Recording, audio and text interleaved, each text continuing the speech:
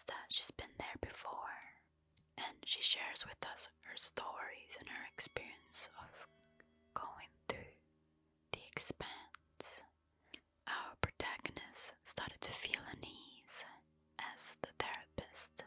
She keeps looking over at a curtain. Turns out she had made a deal in order to leave the expanse with the monster. And this is where we're left off. If you wanna know more, please do watch the previous video. It's in a playlist linked down below. Anyhow, let's get to it. And behind said curtain was a door, just a simple dark red door, like one you'd see in someone's home. That alone isn't usually very sinister, but in this context, it was beyond bone-chilling. I knew what was on the other side of it, and that I didn't have much longer before I ended up there, back in the expanse. Come here, Tiffany demanded, using her gun point to the door. With no choice, I did as I was told, marching over to her and stopping just a meter in front of the door, my hands still in the air. It's hungry. I'm sorry, Alex, but it's hungry, she said, all the sympathy exiting her tone. When I saw your story, I knew that I needed to find you, so you can kill me to continue to save your own skin. How do you know the creature could even make it out of the expanse? What do you have to fear? It's nothing but an empty threat when you're out here. Oh, it can, she stuttered. You see, you got lucky. You fell into a public place where it didn't want to reveal itself by continuing to pursue you, but most people, even those who fall back into reality, aren't so lucky. How would it even know where you are when you're not in the expanse? You don't have to bend to this thing's will, I promise you. But instead of rebutting, she simply waves the gun towards the door, signaling for me to open it and step through. I can't take the risk. I need to look out for myself. People never meant to discover the expanse, and we're both paying the price for treading somewhere we don't belong. Plus, if I don't hold up my end of the bargain, I'm not the only one in danger. Far from it. This goes beyond just me and you. Seems like you're getting a bit of a slack compared to me, I barked back. Hurry up and stop stalling, Tiffany snapped. There's no need to do this. There's gotta be another way. I bet you haven't even tried to use the gun on it once, have you? I said, go, Alex, she commanded violently, now moving closer and closer, placing the barrel inches away from my skull. I turned slowly, giving her one last look, a look that told her that I was desperate for her to come to her senses. All I wanted was for her to realize the badness of what was she doing, and that there was a way out. But alas, I was hoping for an outcome that was impossible at that point. So I took a deep breath, looked ahead, and lifted my hand up, guiding it over to the doorknob. You're gonna get what's coming to you, I said, maintaining my forward gaze despite my defeated tone. I then slowly pulled back, the door creaking as it inched across the distance of the floor. My eyes widened as I saw it, the place I thought I'd never see again. All my fight or flight instincts went into high alert as soon as I heard the buzzing of the fluorescent lights. Everything that happened came right back to me in a way that made me feel like I never truly left the expanse. It was like getting a greeting from my own personal hell welcoming me back home. I took my first couple steps forward, all to a familiar but subtle squelch of the moist carpet, manifesting as my foot made contact. I felt goosebumps form around my arms and legs. The expanse was a bit cooler than I had previously remembered. "It's for the greater good," came Tiffany from behind. I don't turn around, not at first, but once I hear a heavy slam, I take a look back, seeing nothing but more of the ugly yellow wallpaper. It was just like Tiffany's experience, if she was even telling the truth. The door that leads in does not lead out, but just like that, I was right back in the place I dreaded most. But I wouldn't make the same mistakes I did last time. The first thing I wanted to do was begin searching for a wall that I could fall through in order to get out of here. I also wanted to pinpoint wherever the creature might have been, that way I could take steps to avoid it. I needed to keep quiet, to not panic like I did the first time around, and if I was careful enough, I knew I just might survive long enough to make it out once more. I then started walking in a crouched formation, turning right and heading down a corridor that led to a dead end, only to turn and take another left once reaching the end and immediately feeling off-put by the sight I had laid eyes upon. At the end of the hall was what looked to be a four-way intersection of rooms, which by itself was nothing new. I had seen things like the first time I was here. However, there was a strange, bright light being emitted from something in the opening of the hallway on the right. I kept quiet and glanced around me, looking for any signs of the creature's presence as I considered moving to investigate whatever was causing the disproportionate light effect. And in that moment, I discovered nothing. However, I did hear something that completely threw me off. First, it was a sudden slam, as if a heavy door had been opened and closed in quick succession. Then that slam was followed by the sound of footsteps and human voices, both male and female. I turned back and hugged the wall to my right for cover and get down as slow as I can, getting all the way up to where it ended and laying on my stomach while peeking over to see whoever these people were. Just in front of the now invisible door were three individuals, all of which looked like they just walked straight out of an episode of some shadowy government conspiracy TV show. There were two women and one man, the three of which were dressed near head to toe in black, with all sorts of body armor and gear to go with it.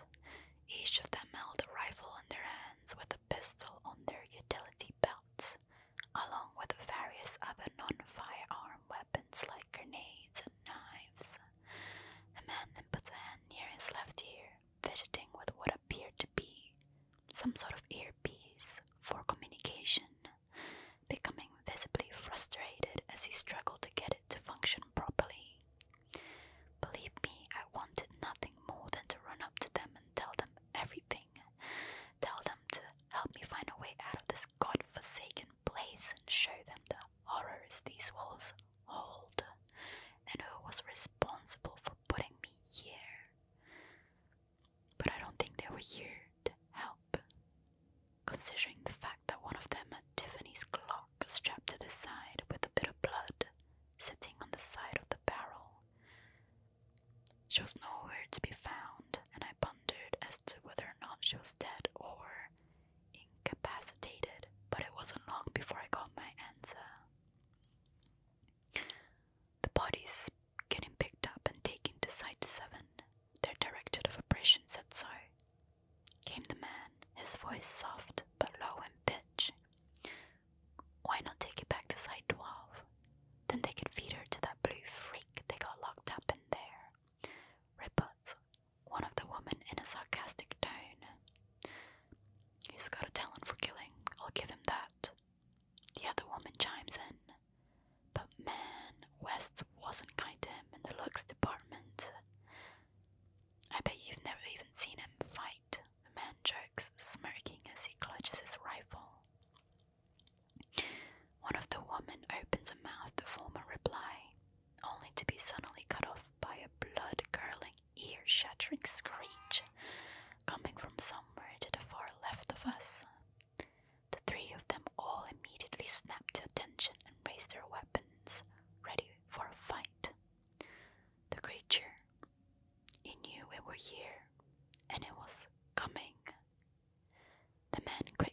lifts a hand to his ear again, resting 2 fingers against it before saying, "This is Asian Creed with Team X5-2.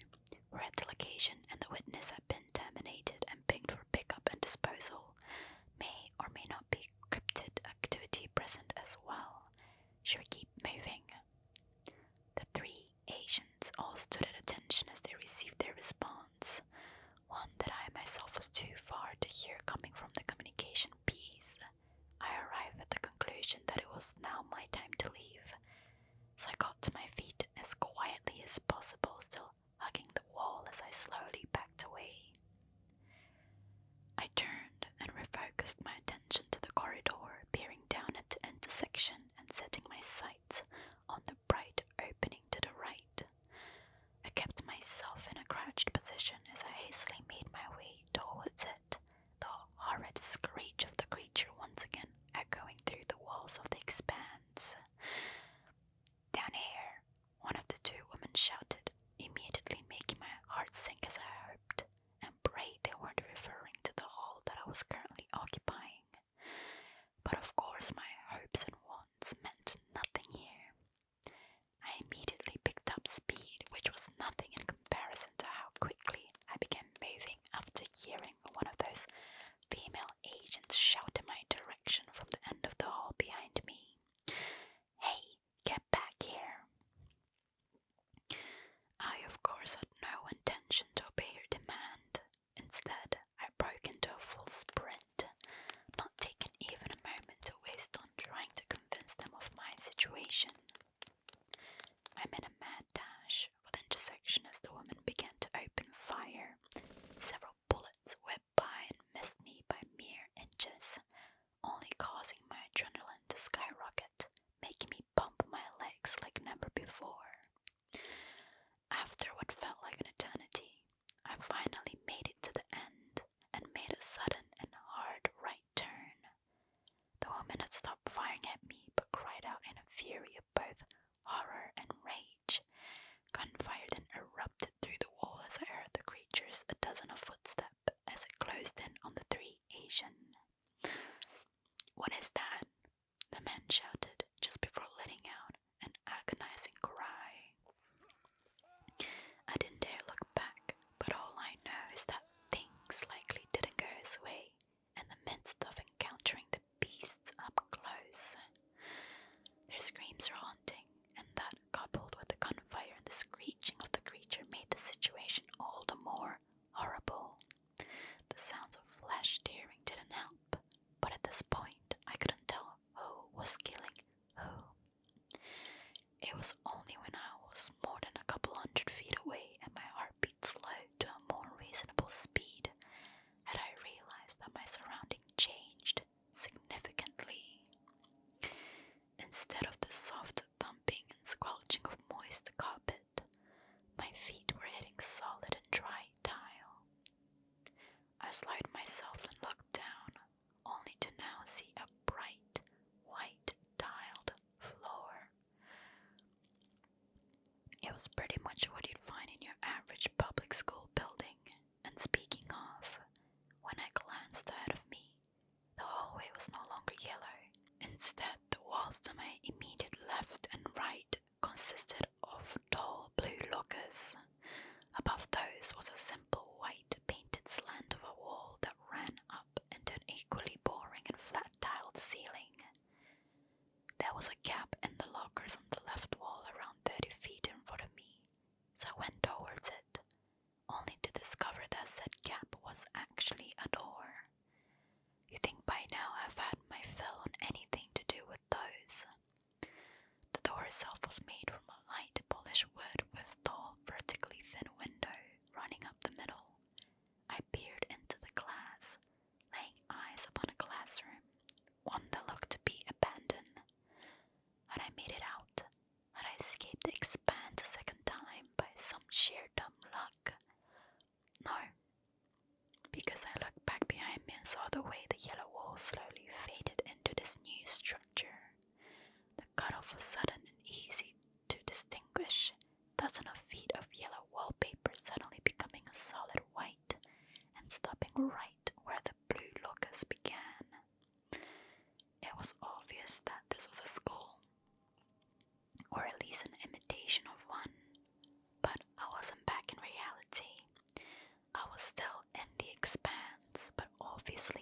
was some sort of different layer of section. Regardless, I don't know who actually left the encounter alive between those agents and the creature. I couldn't hear anything anymore with the distance I had put between all of them and myself, but I knew whoever survived would come looking for me, and I wanted nothing to do with either. I didn't want to keep standing out in the middle of the hallway and leave myself as an easy target.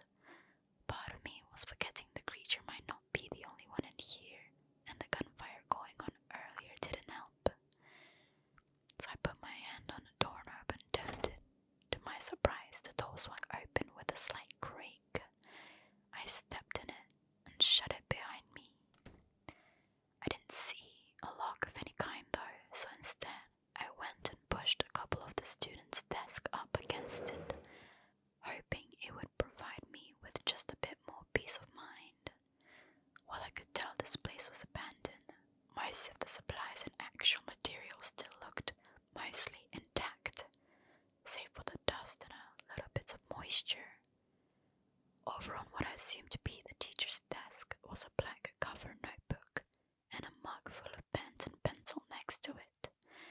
I went to approach it, only to stop dead in my tracks by the sound of a sudden movement taking place just outside the door to the classroom.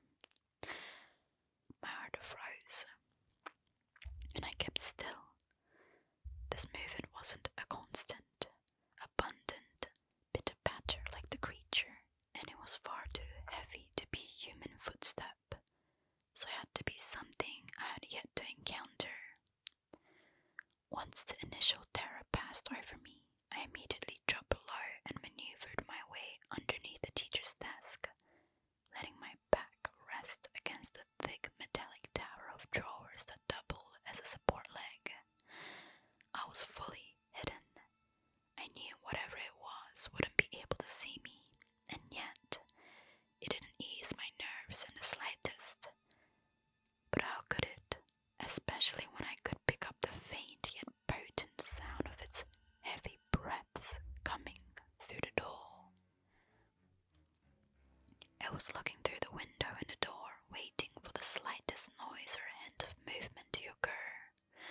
I had no idea what this thing even looked like, and I didn't even want to. I kept holding my breath, despite not needing to. Every second felt like an eternity. I got to a point where I thought my heart would explode, but then I heard its monstrous footstep once more as its heavy breath faded away, allowing me some emotional relief as I finally exhaled. It was leaving, losing interest after failing to pick up on my presence. I slowly peeked my head around the support of the desk and glanced over at the window of the door, only to see that whatever it was no longer there. But I still didn't want to leave the room, not for a while. But I knew I'd have to leave eventually. I slowly slid out from underneath the desk and stood up, grabbing both a pen and the notebook placed on top of it before returning underneath the desk. I'm gonna write all of this down. I need this to reach someone, somewhere. I need to continue getting my story out there. If you all don't hear from me again, then I guess that means I didn't make it. But this needs to be exposed, and the world needs to know. Be careful.